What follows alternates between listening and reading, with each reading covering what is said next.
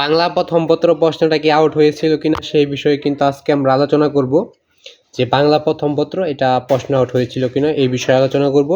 আর বিষয় কোড সম্পর্কে তো তোমাদের আমি আগে বলে দিয়েছি যে বিষয় কোড এখানে লেখা থাকবে, এবং সেট নাম্বার এটা কিন্তু ঠিক করে লিখতে হবে তোমাদের, তা না হলে কিন্তু তোমার পরীক্ষায় ফেল আসবে। তুমি যতই সঠিক অ্যান্সার দাও, যদি সেট নাম্বারটা ভুল করে ফেলো তাহলে কিন্তু তোমার ফেল আসবে।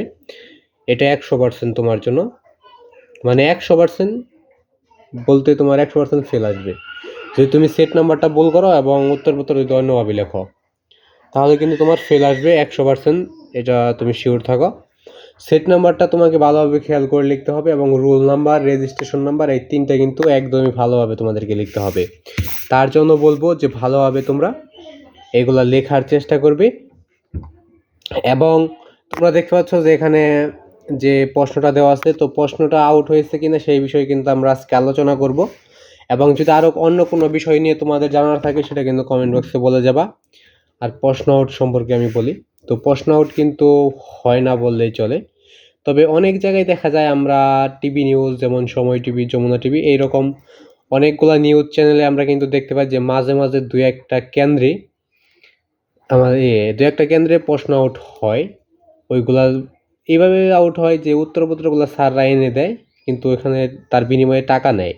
এরকম কিন্তু অনেক জায়গায় ঘটে, এবং অনেকগুলা আইনের আওতায় নেওয়া হয়, এবং অনেক জায়গায় কিন্তু আবার আইনের বাইরে থাকে বা আইনের লোক এর সাথে জড়িত থাকে। তার জন্য কিন্তু অনেক জায়গায় এরকম এটা মানে আইনের ধরা ছোঁয়ার বাইরে চলে যায়, এবং অনেকেই ধরা পড়ে আর কি। তো আমরা এখন দেখে নেব যে বাংলা প্রশ্নটা আউট হয়েছে কিনা। তো বাংলা প্রশ্নটা তো আউট কিভাবে হয়, তো আউটটা হয় যখন প্রশ্নটা স্যাররা যখন মানে জালিয়াতি করবে বা কোনো করবে, তখন কিন্তু প্রশ্নটা আউট হয়ে যায়। তো এর আগে কিন্তু পরীক্ষার প্রশ্নটা আউট হয় না। তো স্যাররা ছাড়া আর কেউ মানে প্রশ্নটা আউট করতে পারবে না, করতে পারবে যারা উপরের দিকে অনেক বড় মাপের বড় আর কি আছে, তারা কিন্তু করতে পারবে। এখানে মোট তোমাদের 30টা টিক চিহ্ন এসেছিল, এবং এখানে তোমাকে 30 মার্ক পেতে হবে, এবং 30-এর মধ্যে তুমি 10 যদি পাও তাহলে পাস করবে। আর যদি তুমি 30-এর মধ্যে তোমার 10টা না হয় তাহলে কিন্তু তোমাকে ফেল করে যাবে তুমি, কারণ গ্রেস মার্ক থাকছে না। গ্রেস মার্ক না থাকলে কি হয়, গ্রেস মার্ক না থাকলে তুমি 2-1-এর জন্য যদি ফেল করো তাহলে তোমাকে ফেলই দিয়ে দেওয়া হবে, আর গ্রেস মার্ক থাকলে তোমাকে 2-1-3 এরকম কিন্তু দিয়ে দেওয়া হয়। তো আশা করি বুঝতে পারছো। তার একটা কথা, যেটা মেইন বিষয় সেটা হলো প্রশ্ন আউট সম্পর্কে তো আমি বললামই। আর এই প্রশ্নটা হলো 2025 সালের। তো এটা দিয়ে আমি তোমাদেরকে আগে কি নিয়মটা দেখাই যে কোথায় কিভাবে পরীক্ষার তারিখ, বিষয় কোড, সেট নাম্বার কোথায় কী দেওয়া থাকে। তো এটা 2025 সালের প্রশ্ন।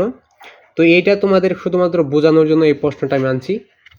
তো এখানে সময় লেখা থাকে 30 মিনিট, এবং পূর্ণমান 30, বাংলা প্রথম পত্র 2025 সালের সিলেবাস অনুযায়ী কিন্তু এই প্রশ্নটা, এবং তোমাদের প্রশ্নটা হচ্ছে 2026 সালের প্রশ্ন অনুযায়ী। তোমাদের জন্য ভিডিওটা করলাম কারণ প্রশ্ন আউট সম্পর্কে ভিডিওটা করলাম, যে প্রশ্ন আউট কিন্তু হয় না, তবে হয় 2-1টা কেন্দ্রে হয় এরকম কিন্তু ঘটনা আছে যে 2-1টা কেন্দ্রে প্রশ্ন আউট হয়ে যায়। তবে এবার না হওয়ার সম্ভাবনা সব থেকে বেশি, কারণ যে শিক্ষামন্ত্রী আছে তিনি কিন্তু অনেক হার্ড, এবং তিনি কিন্তু কঠোর হাতে দমন করতেছে সব কিছু। মানে যদি কেউ দুর্নীতির সাথে যুক্ত থাকে তাহলে কিন্তু তাকে বরখাস্ত করে দেবে। তো এরকমই কিন্তু আমরা জানতে পারতেছি। তো তাই বলবো যে প্রশ্ন আউট হয়ে যেতে পারে, তাও কিন্তু 2-1টা কেন্দ্রে হয়ে যাইতে পারে। তো প্রশ্ন আউট নিয়ে আর কি বলবো, সেটা মানে আর কিছু বলার নাই। তো যদি আরও অন্য কোনো বিষয় নিয়ে জানার থাকে সেটা কমেন্ট বক্সে বলে গেলে ইনশাল্লাহ ঠিক একইভাবে উত্তরপত্রগুলো তৈরি করে দেওয়া হবে বা তোমাদেরকে জানিয়ে দেওয়া হবে। তো আজকে আমরা এখানে বিদায় নিচ্ছি। তো আবার দেখা হবে পরবর্তী কোনো একটা ভিডিওতে। তো সে পর্যন্ত সকলে ভালো থাকবা, সুস্থ থাকবা, এই প্রত্যাশা রেখে আজকে এখানে বিদায় নিচ্ছি। খোদা হাফেজ।